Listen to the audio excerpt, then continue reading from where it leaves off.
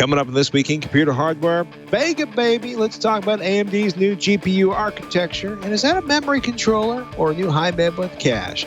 More motherboards for AMD and Intel, 5 terabyte backups, a liquid cooler that folds flat, and oh yeah, more AMD Ryzen deets. All that more coming up next on TWiCH. Netcasts you love. From people you trust. This is TWiCH. Bandwidth for TWiCH is provided by CacheFly at CACHEFLY.com.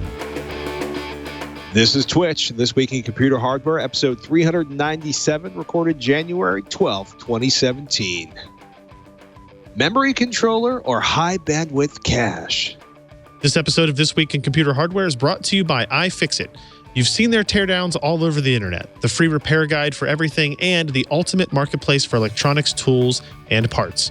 For $5 off your purchase of $10 or more, go to ifixit.com/twit and enter the code TWiCH at checkout. And by IT Pro TV, an easy, entertaining approach to online IT training. Visit itpro.tv/twitch and use code TWICH30 for a free 7-day trial and 30% off the lifetime of your account. Welcome to TWiCH, This Week in Computer Hardware, TWiCH's weekly show that aims to bring you the most useful, most informative, most engaging, most delightful, and yes, I'm going to say it right now, most progressive and yet most conservative PC and mobile news. We are about all the hardware this week in the wake of CES, autonomous vehicles. I think we should start the show with sous vide cooking. Are you down with that, Ryan? You know what? I am. I do not practice the art as often as I should. And by art, I mean super simple way of cooking. I have one, and like many things in my life, I got it. I used it very much for the first 2 to 3 weeks. Wanted to talk to everybody about it, show everybody.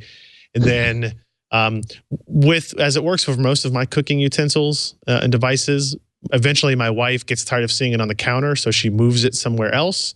And then I have this out of sight, out of mind mentality. And so now I don't use it very often. I don't. But maybe you can show me something or tell me something that will reinvigorate that and get me back in the mood for it. Truthfully, we just, use a crock pot. we never like secrets. We do so many amazing things with the crock pot. It never really occurred to me to take the next step to ultra precise, slow cooking. With sous vide. Yeah. But if you've never checked out sous vide cooking, there's some great hacking you can do with thermal. Basically, there's just you start getting the thermometers and switches, and it gets crazy really, really quickly. Man, this is technically a show about computer hardware. Not a lot of mobile news at CES. ZTE had a couple of mid-price phones. LG did a couple top-of-the-line things. Most of it's waiting for Mobile World Congress.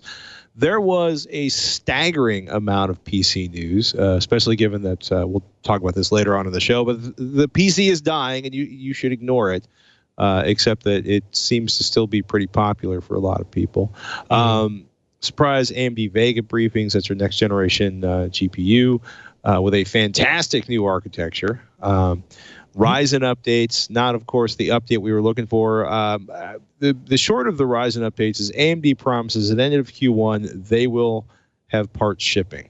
And the bulk of the announcements they were demonstrating Doom playing in 4K with a combination of Ryzen CPUs and AMD Vega boards.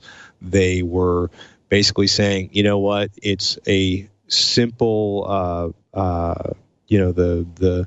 never remember the name of the part that clips onto the motherboard that holds your cooler down. Retention bracket. Retention bracket.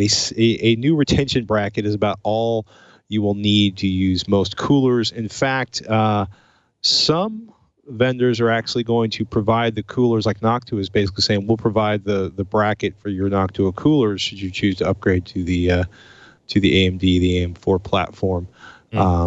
This year. But basically they're like, we have motherboards, we have cooling systems, and they had a dozen systems from boutique manufacturers set up and running. AMD is ready to capture the enthusiast market that many enthusiasts feel Intel is kind of poo-pooing, ignoring. And when I say enthusiasts, I also mean people that do a lot of, compute-intensive work on computers who would like to see more significant gains. Sure. in CPU performance. I realize you don't really do anything, Ryan, that involves powerful CPU needs. No. Not me. I bring that up given that Ryan was, I believe, using a small piece of 2x4 to beat a video rendering machine into submission right before we went live today. It's even worse that the machine won, even though I had the 2x4.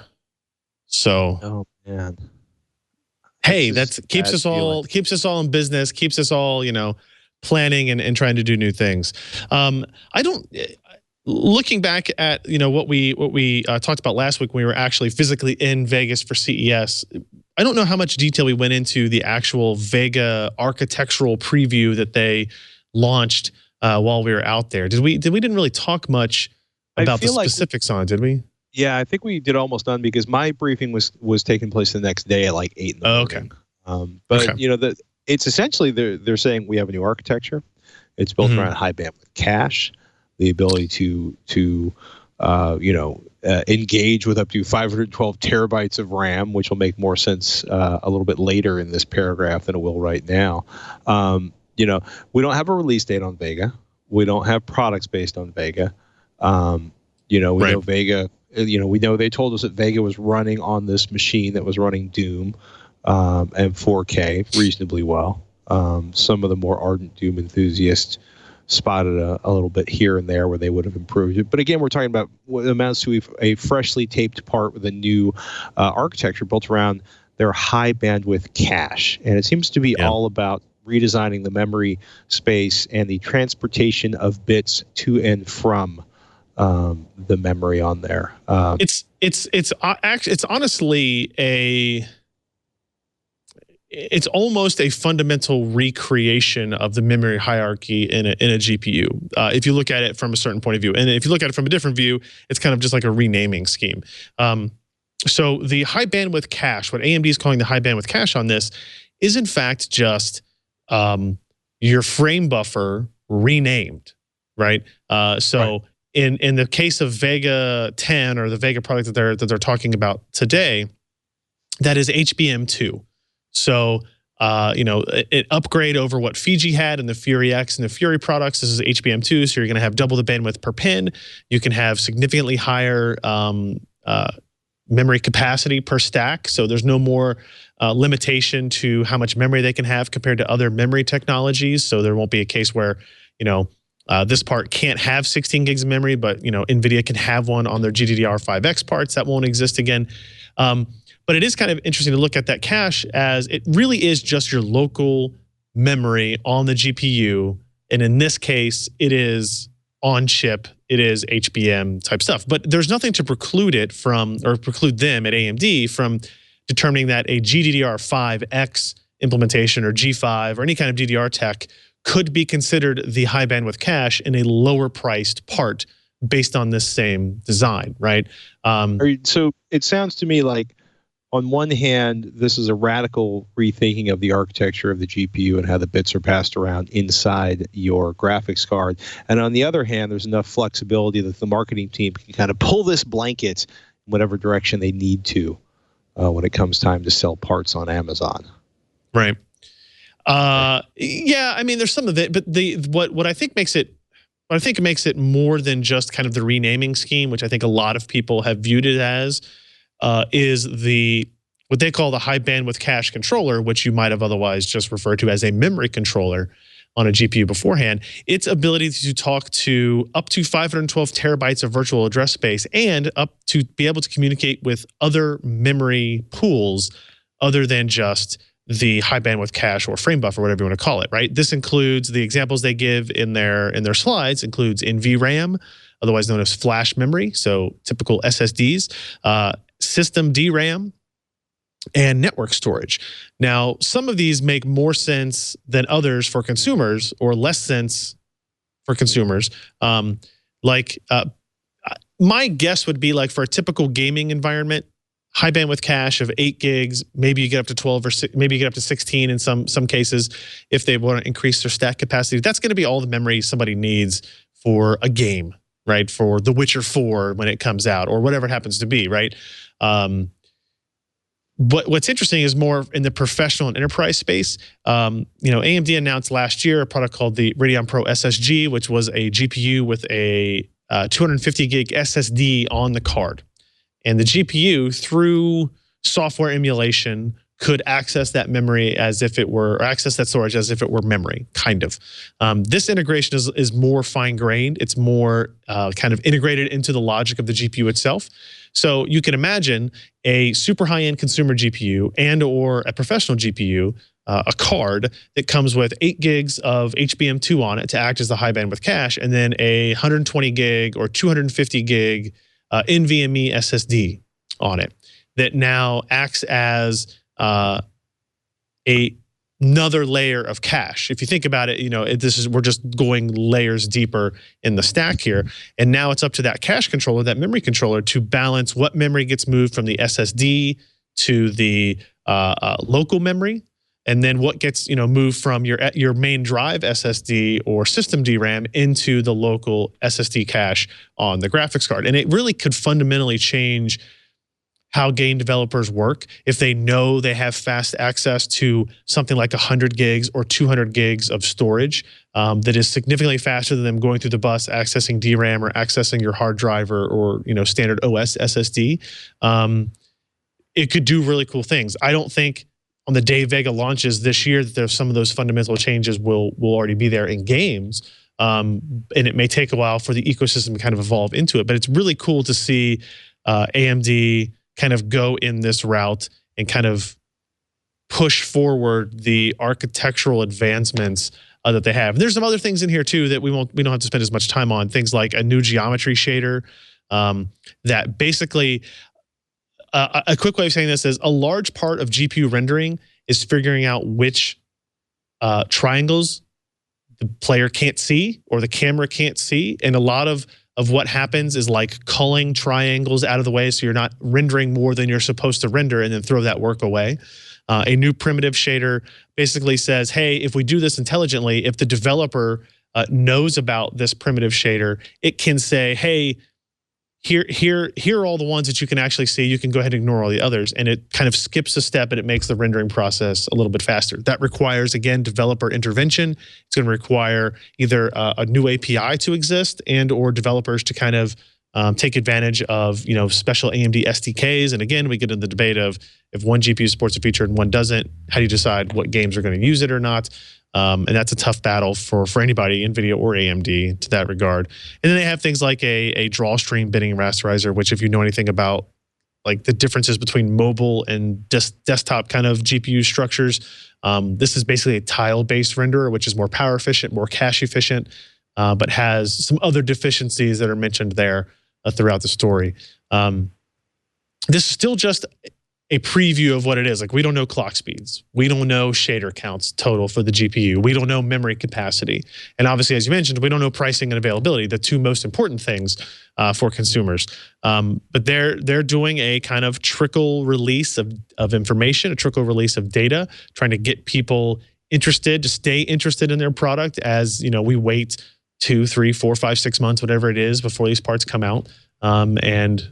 The AMD wants people to hang on for that ride and actually purchase these parts when they come out. So it's impressive to see what they have so far. And I do feel like it kind of got lost in the wash of the CES onslaught of news, unfortunately. But it's neat details that we have now. It's interesting to watch, right? Because they are trying to keep that slow trickle. They are trying to say, like, not only are we fairly competitive with our current cards, but we're going to try to take a leap forward. Do you feel like, because part of me listening, especially with sort of the maximum specs that could be handled by what I am now thinking of as the memory controller. Right. That's fine. That's fine. Instead of the fancy high bandwidth cache. But it almost seems like so much of this is going to be this card. So much of the architecture of this card is looking towards machine learning, is looking towards some fairly high-end sort of, maybe, rack-mounted blade type situations as much as it is thinking about the desktop and accelerating pixels for 3D amusement. What 100% correct. That is exactly what they're doing, right? So if you think NVIDIA's been doing that for a long time. And like even back as far as when the Fermi architecture launched, we accused them of, you built this GPU for compute, you built this GPU for enterprise, not really for gaming. And they denied it and whatever. But in reality, that's the case, right? But they're targeting the high profit margin areas, the high growth areas. You need the gaming market to sustain development because of the size of the gaming market. But in reality, AMD is sorely missing positional products in those markets. Machine learning, new and upcoming, just basic server-based rack mount compute. They're missing space there. And so it's definitely targeting that. And when you think about it, like the fact that they're saying, hey, this cache controller can talk to network storage or system DRAM and those types of other things, like attaching to network storage doesn't mean anything for me as a gamer, right? That's incredibly latent memory access, right? And low bandwidth, huge potential capacity, right? If you just have an 8 terabyte NAS on your drive or on your network, right? And the GPU can access it as if it is local memory. That's great for enterprise level, compute projects where the data sets are multi-terabytes, multi-petabytes, right? And being able to do that for them makes a lot more sense than it does for consumers. So it's definitely a play into that field, for sure. Are you feeling stronger about it? It's funny. I wanted to come out of CES with like pricing information and firm launch dates. To some degree, the crew at AMD were very vehement. They're like, end of Q1, we will be shipping parts. For the CPU, you mean? Yeah. Yeah. Yeah. Which is what, March 31st is the end of Q1 for them. But I was told that they weren't going to wait to the last minute and do it. I don't know what that means necessarily, on the CPU side, but it's good to know. I mean, sooner the better, right? For AMD, right. On both of these architectures, the CPU side, the Zen side, and the GPU side, Vega, the sooner the better. Because they're losing money, losing market share, losing potential customers the longer they wait, both to Intel's, Kaby Lake and Broadwell E, as well as, NVIDIA's GTX 10 series parts. One of the interesting things that came out of some conversations I had around this was some friends of mine who were like, really want to go with AMD. I feel like I've been burned. Why don't you test it out first and then get back to me on that? That's fair. It's been a long time, right? It's been AMD has to reassert their capability in the market, and they need to prove to people that they can make a competitive product, right? And one of the, they didn't really go into a whole lot of details on the CPU side, like performance, clock, price, none of that obviously was released. You mentioned at the beginning, but they did go into more detail on the platform, right? Saying that like, hey, we're going to have support for, SLI and Crossfire. We're going to have support for NVMe PCIe SSDs, U.2 PCIe SSDs. You're going to have plenty of SATA connections. You're going to have all the modern connectivity that you're used to seeing in an enthusiast platform, which, we kind of all assumed they would have, and you would say they would have to have it. They wouldn't release another platform with older tech, but just kind of knowing that they've confirmed it, it's a checkbox, right? We can move on from there and talk about the next most important things, I guess. So, while we're thinking about that, one of the things that AMD took great pains to point out is every Ryzen processor will be unclocked, so you can experience the joy of overclocking if it scales the way that we've seen some of the Intel last 2 or 3 generations of Intel scale, where there's kind of a strong correlation between doing more work and upping the clock speed, which years and years ago was not the case, but in current architectures actually works really well. 14 motherboards, I think, were floating around at CES. They expect to ship with somewhere between 34 and 50 of them. I think there's like 34 total right now. I think they had 16 AM4 motherboards floating around their cubicle, or their display place. It was a little bit bigger than a cubicle. The X370 chipset for high-end PCs, the X300 motherboard for enthusiast mini ITX systems, A300 for mainstream, and then B350 boards and A320 boards for mainstream and budget rigs. So actually, if you leave that chart up there for a second, that'd be perfect, because what we're talking about is like not all chipsets will do overclocking. The Enthusiast X370, which includes, it's got USB 3.1, the SATA GPPCIe overclocking, Crossfire SLI. The mainstream or the B350 drops the Crossfire SLI. The Essential drops the overclocking and the Crossfire SLI. The Enthusiast, the X300, is going to skip USB 3.1 because most gamers may not want to move huge files, and most gamers don't actually have dual GPUs, but they would like to overclock. So, and one of those chipsets is actually essentially focused on, mini ITX platforms and minimizing the amount of cooling you need by minimizing the amount of sort of, eliminating overclocking and some other stuff. AMD made a statement that they're not going to be changing processors a lot. They're going to kind of try to keep this as stable for as long as possible. The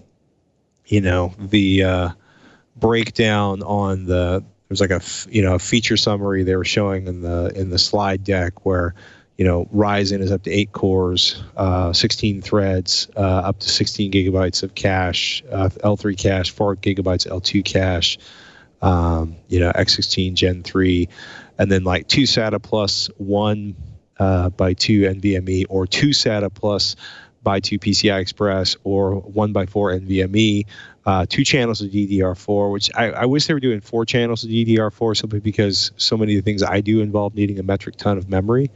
But it's interesting to look at all the sort of breakdowns and options. Things get a little... I feel like I'm not really going to care about the 7th-gen APUs nearly as much as I am about Ryzen, or do you think I'm getting ahead of getting the cart ahead of the horse in terms of just being purely focused on Ryzen? No, you should. I think that's fair. I think that's what people are mostly interested in, right? The user base that gets excited about a processor release is the same ones that are using discrete GPUs. So, the APU crowd should be the second thing that they focus on, right? Because that's more of, hey, I'm building a new system and it can be integrated graphics and that's fine. What's the best out there, right? That's where your target will be for that. But if you're trying to get people excited, trying to get an audience excited, they're not going to these aren't the people that are buying legacy 500 gig hard drives because they're super cheap, right? These are the ones that are buying SSDs. They're the ones that are buying, GTX 10 series cards, Radeon RX 480s. They're going to be excited about Ryzen. Maybe not the 8-core version, because AMD did confirm that at launch there's going to be a family of processors that launch, not just the 8-core. So we expect maybe a 6, maybe a 4, maybe a 2. I don't know. It depends on how cheap they want to go and how their silicon and their yields and all that stuff are bidding out.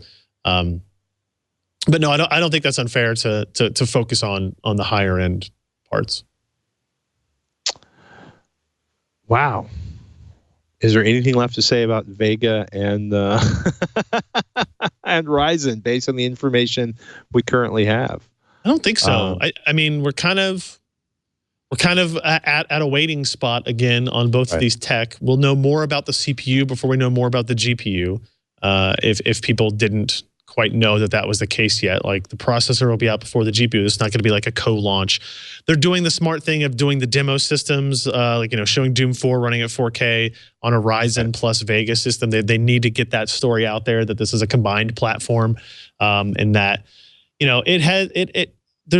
clearly there are a lot of people inside AMD that just never got over the fact, and will never get over the fact, that the GPU team was demoing all their demo systems were Intel based for many years.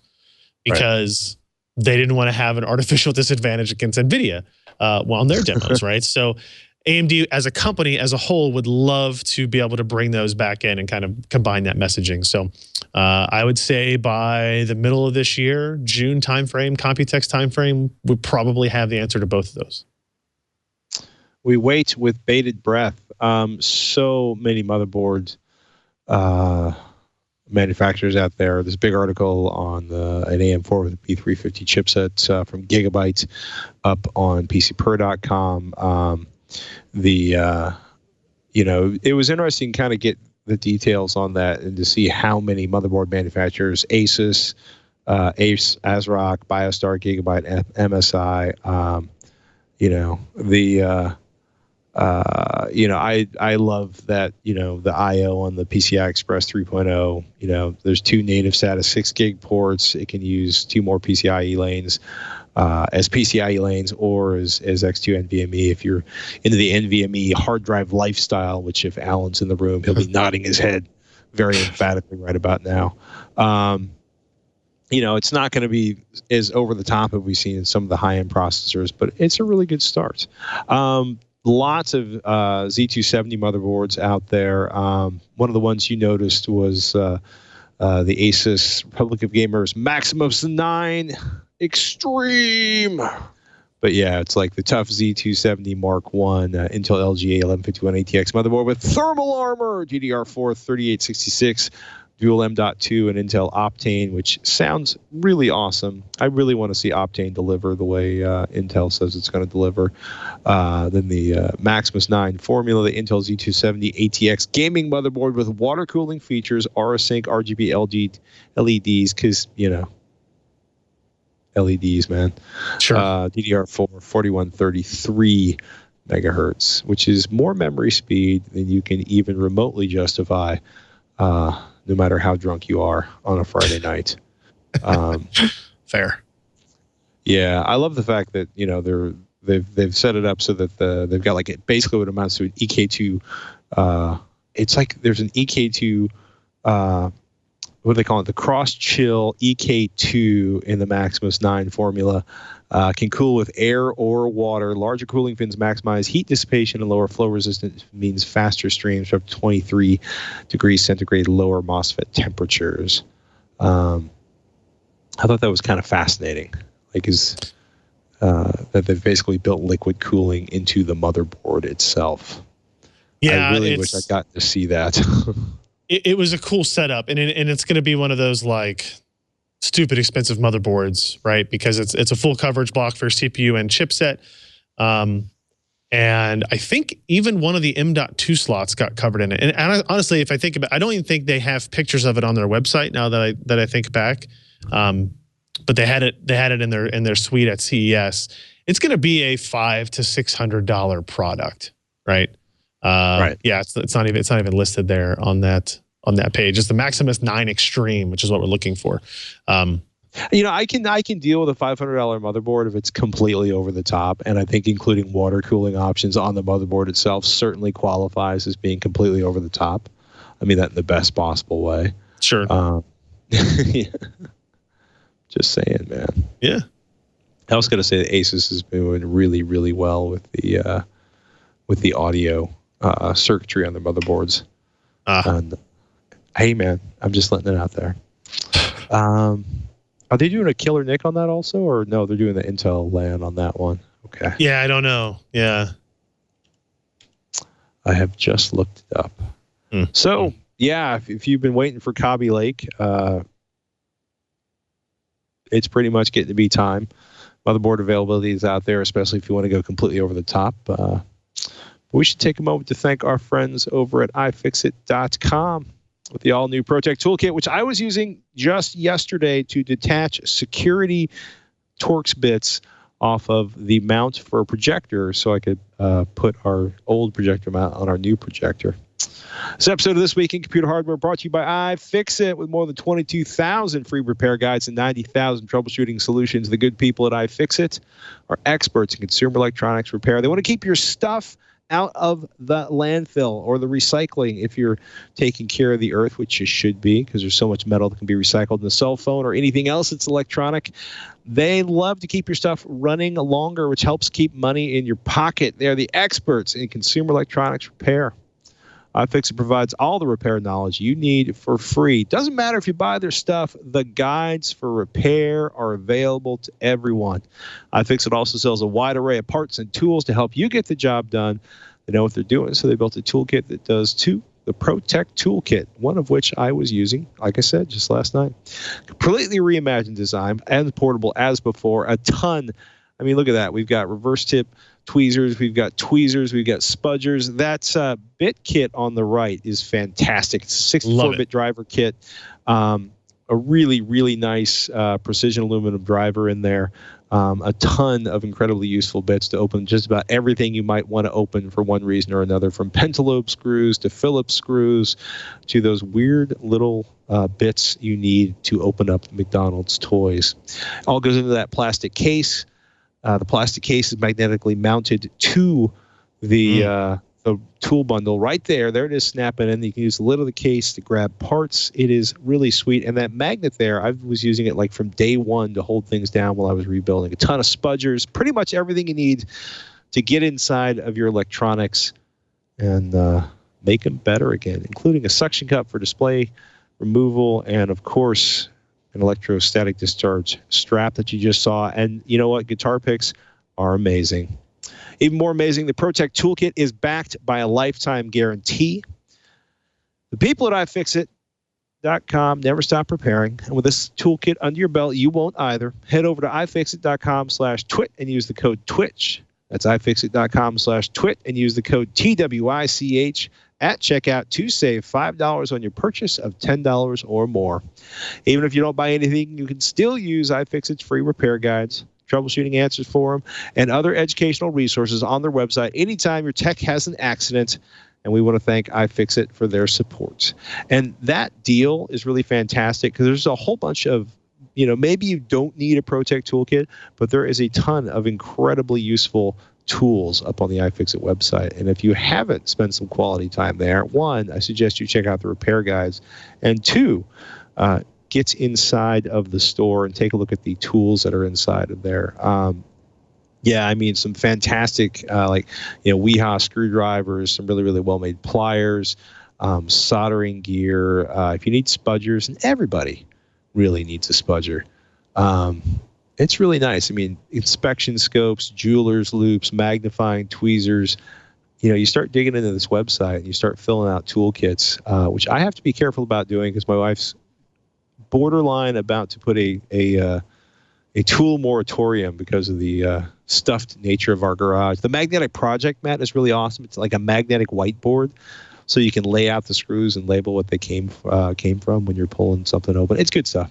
iFixit.com, ladies and gentlemen, /Twitch. Use the code TWICH. That's Twitch when you check out to save $5 on your purchase of $10 or more. And we want to thank iFixit for their support of This Week in Computer Hardware. Couple of nice Chromebooks showed up at CES. A lot of ways people are like, this is the Chromebook I've been waiting for, which is fine as long as you're not trying to get a super cheap Chromebook from some manufacturers. But sure. These are pretty nice. The Chromebook Flip, they're running Chrome OS and Android apps.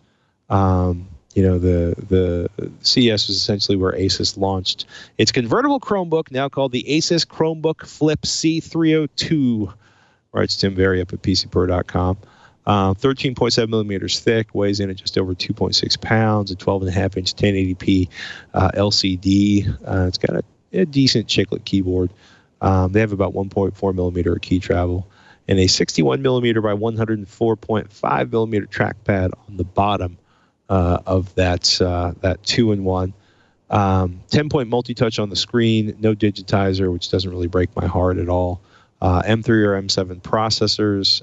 If you dig around, you'll find a Pentium 4405Y SKU. 4 or 8 gigabytes of system memory, yes, and 32, 64, or 128 gigabytes of solid-state storage. I say go for the big storage, but I've been dealing with a lot of network issues in the office lately. 39 watt-hour battery, rated up to 10 hours according to Asus. It's a good looking. It's good. It's good looking. It's got a nice build quality, but you're talking about $500. I want to say, the Lenovo Yoga Book with a Halo keyboard. It's like $549 for the Windows version, $500 for the Android version, and this is hanging right there with it. We're talking about a $500 price for a Chromebook. So, it's much more powerful than a lot of Chromebooks we've seen over the last few years, but it is also, this is not your $190 special. You got a deal. I don't know if you got hands-on with it, but it yeah, you're right. It feels much better than the $199 Chromebooks as well. Like it feels like a good normal laptop that happens to run Chrome OS on it. I'll be really curious to see how this market moves around now that like Qualcomm announced Snapdragon being able to run Windows, and how the low cost, $199 to $399 clamshell or convertible notebook market shifts because of it, right? Right. Will the prices of Snapdragon based laptops be significantly cheaper than Windows Core based laptops, or the Core M3 or even that type of stuff?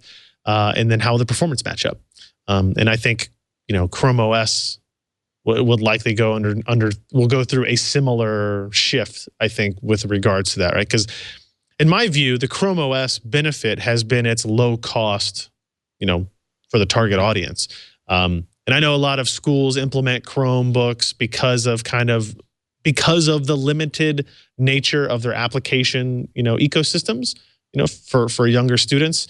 It could be helpful to kind of limit them on what they can do and what they can interact with and those types of things. There's several Chrome boxes or Chrome desktops here in the Hack 5 warehouse, simply because there's a security issue that is eliminated, and it makes it super easy to manage and keep up to date. So there you have it, people. Yep. Cooler Master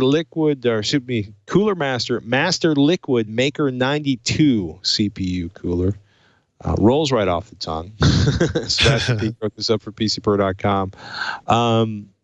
It's interesting, right? Because it stuffs everything on top of the processor. And what you're looking at in that hand there is a mini ITX motherboard with the Master Liquid Maker 92 CPU cooler bolted on top, which is not an air cooler. It is a liquid cooler.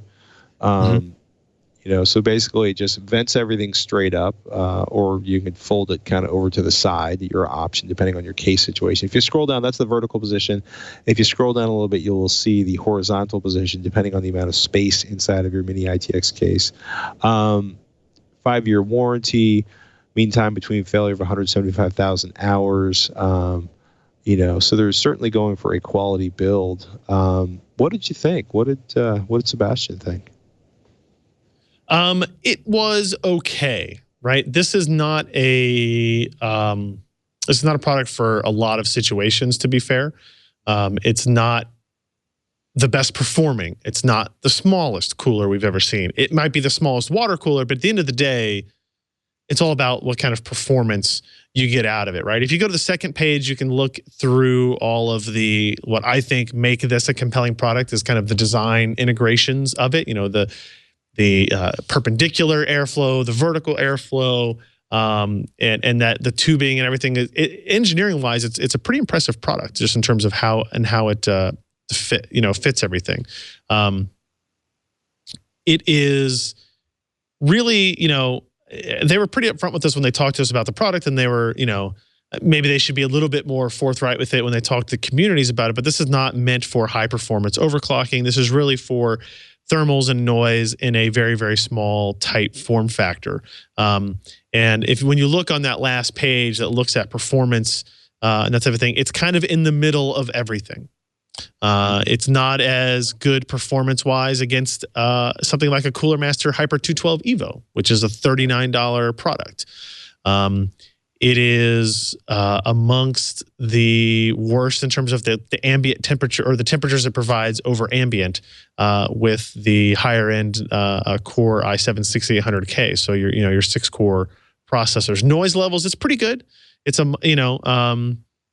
it's quieter than that Hyper 212 Evo by a significant amount under a full load, which is the benefit you get from using water cooling. The fans can just spin at a significantly lower rate, and the pump they're using is pretty good. He's got a chart in there that looks at like max temperature versus cooler height, which is maybe a graph a little bit down from that, that you've never seen in a review before because it's never really been plotted.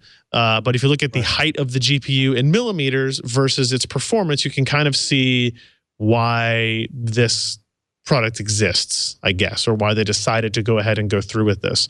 Because there are better performing ones and there are smaller ones, but they kind of fit in the middle of both of those types of things. It is about size to performance ratio. Right. I still think it's expensive. And I still think that probably for almost all users, there is another option that makes as much sense for less money, both either in terms of performance or in terms of noise or whatever. So it's hard for us to like really recommend this for a whole gamut of people. But like the installation process, the low noise output, he really liked the build quality of it as well, and the performance for its size did make it interesting to look at, if nothing else. So there you go. Well, as somebody who owns like a $300 2-inch high micro ITX case, a mini ITX case, for me being able to keep the thermals up on that as high as possible, or I should say pull as much heat out of it, that won't fit in my case, but I've been looking at other enclosures where the ability to sort of get the most amount of coolant out of a fairly small amount of Z is a big deal. So I'm down with it, man. I think it's a useful measurement. I may be a freak of nature based on this. Yeah. So, there you have it. Streetcom's DB4, a mini ITX case or vase stand. The cruel but fundamentally accurate title written by Jeremy Hellstrom. As you slide down, you'll notice peacock feathers, a vase, and a box. Perfect. Yes, ladies and gentlemen, the box under that statue is the DB4 fanless aluminum chassis. 260 millimeters by 260 millimeters by 270 millimeters, which is practically a cube. And you're going to need a very, very small power supply unit. But if you're curious, tweet at Patrick Norton, and I'll tell you about your incredibly low end, or I should say low power power supply unit options. I think it's really cool. Full review of that is up on HardOCP. And it makes it easier to see how it's got like the little feet sticking out of the bottom of it. Right. I think it's compelling. It's a neat looking device for sure. Yeah, it looks like it should have wheels on it and be running around the corner of a Rebel, or for that matter, the Death Star. Quietly cleaning things in the background. Agreed. What $299.99 though. That's a $300 enclosure. Yeah, I'm trying to get it's hard to look at any of those pictures and get a sense of scale. So I'm trying to see it with like some components in it, I guess.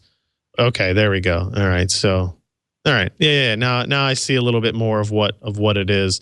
I think this probably has to have specific motherboards used on it. Is that right? Should you work with any mini ITX motherboard? Okay. Oh, interesting. Yeah.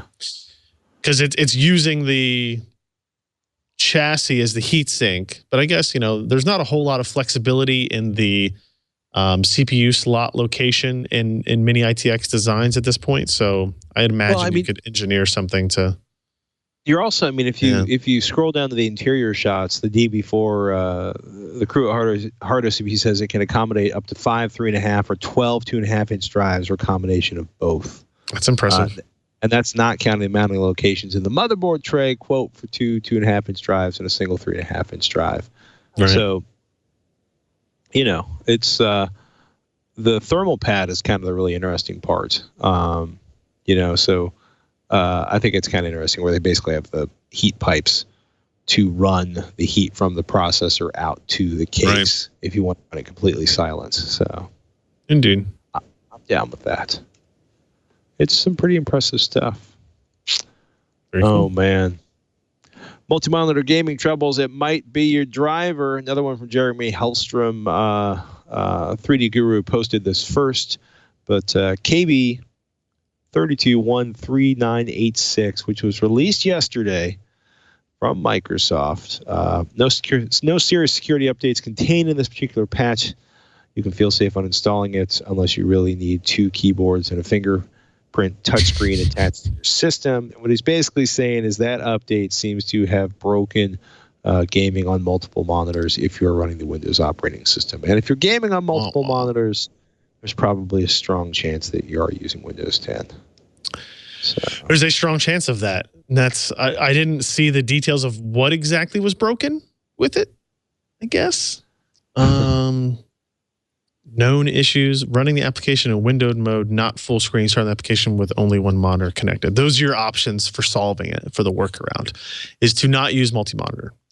I would, for them, I think they have been putting an emphasis on gaming recently. So this is definitely kind of an ugly hiccup, but I imagine it's being pushed through for a fix on Tuesday, if nothing else. Hopefully, I would imagine. Delayed or clipped screens while running 3D rendering apps such as games on systems with more than one monitor. That's a significant problem. If you have clipped frames on multi-monitors, that's a problem. I can see that being a concern for people. It's an even bigger problem if it's your patch and your competitor just announced the super cache with the mega bandwidth. And you want to keep people buying your NVIDIA GPUs. Indeed. Oh, my goodness. Ladies and gentlemen, this episode of This Week in Computer Hardware brought to you by IT Pro TV. Opportunities in the tech industry are growing faster than in any other job market. There is no time like the new year to start a new career in tech or move up the ladder, but you don't have to go back to school to do it. IT Pro TV is the best way to stay up to date with current IT certifications. IT Pro TV offers over 2,000 hours of content. More than 30 hours are added weekly. It's good stuff. You can stream courses live and on demand worldwide, your Chromecast, your Roku, Amazon Fire TV, Apple TV, or PC. They recently launched their very own IT Pro TV Apple TV app. Course topics include Certified Information System Security Professional, CompTIA Project Plus, and upcoming courses include CompTIA's Cybersecurity Analyst, Cisco's CCNA CyberOps, Understanding the Cisco Cybersecurity Fundamentals, ITL Operational Support and Analysis, and the Microsoft Systems Center. Transcripts let you follow from start to finish or jump to any part of the video. 100+ step-by-step virtual machine labs and transcender practice exams. That's a $109 value, people. IT Pro TV's clients include Harvard, MIT, UC San Diego, Stanford, and more. So you know you're in good company while you're learning on IT Pro TV. Take advantage of the low monthly subscription price and no hassle cancellation policy. Premium annual memberships are normally $57 a month or $570 a year, but we have a special offer for our listeners here on This Week in Computer Hardware. For a free 7-day trial and 30% off the lifetime of your account, go to itpro.tv/twitch and use the code TWiCH30. That's a pretty serious discount for a pretty long time, like the lifetime of your account, 30% off. That's a pretty good deal. IT Pro TV is introducing a new membership level on February 1st. All current premium members as of February 1st will be granted the highest membership level available. So sign up today. Visit itpro.tv/twitch. Do us a favor, use the code TWICH, TWICH30 when you do it so they know that we sent you. It's good business, people, just like keeping your certs up to date. Oh, man. The short version of this is, the Inquirer released data that PC sales were down 6.2% over 2016. And I was kind of cheered by that because that's not double-digit descent. But they will most likely continue declining in 2017. Basically, the VR rigs, NVIDIA 10 series graphics cards, they did not quote prize open wallets in the run-up to Christmas or indeed during much of 2016, although I would say the slower rate of the not as bad rate of decline this is a sign that things are getting a little better here and there. Yeah. But IDC says PC sales fell throughout 2016, including the fourth quarter. We here at This Week in Computer Hardware, well, we love our portable devices, are still firmly in love with our laptop and desktop PCs. Yep. Just saying. Indeed. Just saying. I can't stop building them, as it turns out. Not allowed. I'm actually not allowed to. So there's that. So you claim. I got at least 2 that are going to be built up in the immediate future. Yep, cool. Should you have, it's kind of ironic that I have 5 terabytes of storage in my knapsack right now, 3 in one drive, 2 in a second drive. It's part of my, 3-2-1 backup program, or at least just grabbing files everywhere I go throughout the day. But if you want 5 terabytes in one drive, check out Seagate's Backup Plus 5 terabyte Also written up by Jeremy Hellstrom. 5 players with 1 terabyte, giving you a huge amount of storage for around $160. Comes with a 2-year OneDrive subscription, which gives you another 200 gigabytes of storage online. And the copying process should not make you weep. Testing results at Nick Tech, writes Jeremy, show it to be one of the faster external drives that they have benchmarked. So USB 3.0, 5 terabytes. It is Seagate's Backup Plus. It's got a 2-year OneDrive, 200 gigabyte subscription, a really good warranty, and decent pricing. Just so you know. It's nice. More people should be using more of these backup solutions. Yes. Just in general. Just in general across the board. Can't argue with you even a little bit on that one.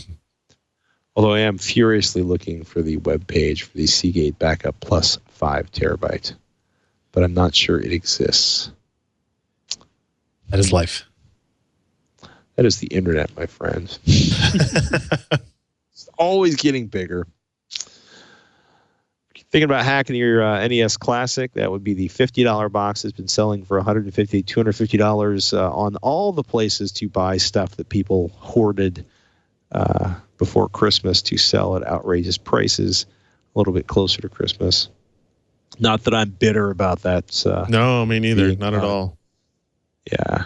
You think you know about this now. Just wait till you're dealing with what's going to be a weeping child, because the one that's thing true. Is not in stock. In any case, 30 classic games came on the Nintendo NES Classic. So the idea is that you can actually hack if you are very, very careful, cautious, and lucky. The NEC Classic to play the old game ROMs, which is pretty cool, I thought. Yeah. I think this is something that when it first launched, everybody wanted to see. Everybody wanted, like, oh, I can't believe they didn't include an SD card slot for this, when, of course, they didn't include an SD slot for this themselves. I did like the fact that in this, when they hacked into the code and figured out how to do this, there was like a little note from the Nintendo engineers in there, like kind of acknowledging it, like, hey, we put a lot of work and effort into this. Whatever you do, please try to keep things neat and tidy in here. Right, like a very like programming nerd to programming nerd type of mentality, right? Where yes, we realize people are going to hack into this, but hey, we're going to have a little fun and conversation with it as we go. So, there's nothing wrong with documenting your code, man. Exactly, correct. Especially if you know a large enthusiast base is going to try to crack into it and make changes. Yeah. And it looks like these are still going for $140+ on eBay as I go look again, which makes me very sad.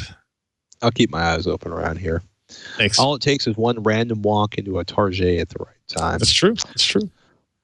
Occasionally things get stolen at CES. It happens. Oftentimes it happens in the shipping process after they've broken everything down and packed it into the trucks for its long journey home. Unfortunately for Razer, who is showing some pretty cool stuff, we talked about them a bunch on this week's tech thing, but yeah, the triple screen laptop prototype, apparently 2 of them stolen from CES. So that would be the Project Valerie triple screen laptop you saw roll by. To the point where Razer's offering $25,000 for any, quote, original information leading to the identification, arrest, and or conviction of those allegedly involved in the crime. I didn't steal it. And if I did, I wouldn't tell you. But did you see the, I didn't see this in person, but I did watch the video where it shows the mechanism. The monitors actually slide in and out. They don't fold in or out. They slide. Interesting. Which was really cool to see. No idea. I can't imagine this will ever be a thing that actually gets made more than a dozen units or something like that. Maybe. But it makes for a great showpiece at an event like CES. That's for sure. It definitely gets some eyeballs and some attention. Yeah. The video, of course, drags it on for as long as possible in the rendering of what happens. But yeah, they slide out from the side, and then there's little hinges that allow you to tilt it forward and thus kind of match up the screen-to-screen bezels, if you will. So, the specs on it were interesting. like it wasn't super heavy. Like I want to say it was maybe like 12 pounds, which for a gaming laptop is not obscene. And then what else was there?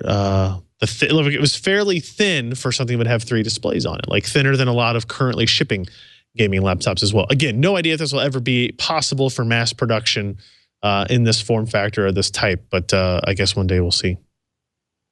We wait with speaking has been hard this episode. Sickness has been going around the warehouse in my house. We wait Indeed. with bated breath as always. Anything coming up on PC Pro you can tease? I'm getting ready. As soon as we're done here, I am doing a build recording using like extremely low end parts, like low cost parts, and trying to see what we can get out of like a $500 total PC budget that still includes like an SSD and that type of stuff. Could be interesting, and I'm kind of scanning across the office. Oh, I have a review going up of a FreeSync monitor that is surprisingly expensive, which is interesting because usually the FreeSync monitors are the ones that are marketed as kind of like the low-cost alternative. So it'd be interesting to see what the added features they have on this display to kind of justify the price point that they're hitting. So that'll be up next week as well. Outstanding. Oh, man, I've been playing around with a bunch of networking devices. Finally going to do the review of a bunch of the mesh tools next week on Tech Thing. Shannon did all of our editing for CES on a Razer laptop she purchased because she has been obsessed with Razer's laptops for quite some time. If you're curious about how it, these sort of like, going from a desktop with a 34-inch monitor to a relatively small portable machine and what that does to your workflow in terms of video, should be a good show for you to check out next week on Tech Thing. You've been listening to Twitch This Week in Computer Hardware. You can find Twitch at twit.tv/Twitch, including all of the information on how to subscribe and catch all of our shows. We'd really appreciate it if you did that. You can find more of me at TechThing or techthing.com or youtube.com/TechThing, or you can find me at Patrick Norton. At Ryan Shroud or PCPro.com is the best place to find Ryan. And we love hearing from you. So do us a favor and get your tweets on. We will do our best to answer any questions you fire our way. With that in mind, ladies and gentlemen, I'm Patrick Norton. I'm Ryan Shroud. We'll see you next week on Twitch.